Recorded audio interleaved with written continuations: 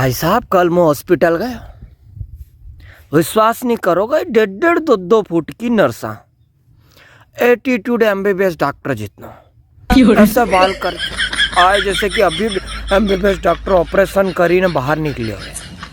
नहीं कड़ी बात को एटीट्यूड 3,000-4,000 सैलरी मिला अनी बात को है, थाने से ज़्यादा तो माँ के गांव का बंगाली डॉक्टर कमाई ले, और थाने जतरी सैलरी है हतरा की तो बीड़िया पी जा, माँ के पाणतिया की भी सैलरी ज़्यादा।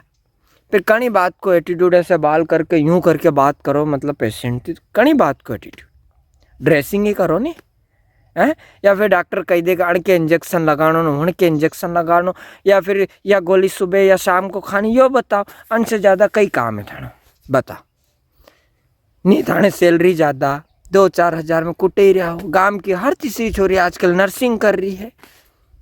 घनी बात को एटीट्यूड भैया, नम्रता की बात करो कोई आए तो, हाँ जैसे एक डॉक्टर करे नहीं नम्रता की बात। मैंने मालूम है वो डॉक्टर है, थाने मालूम नहीं होनी थे डॉक्टर हो, आने वाचे थे एटीट्यूड के साथ बात करो। नहीं हाइट ज़्यादा नहीं सैलरी ज़्यादा, पर एटीट्यूड हाय हाय आसमान में। बहन की अल्ली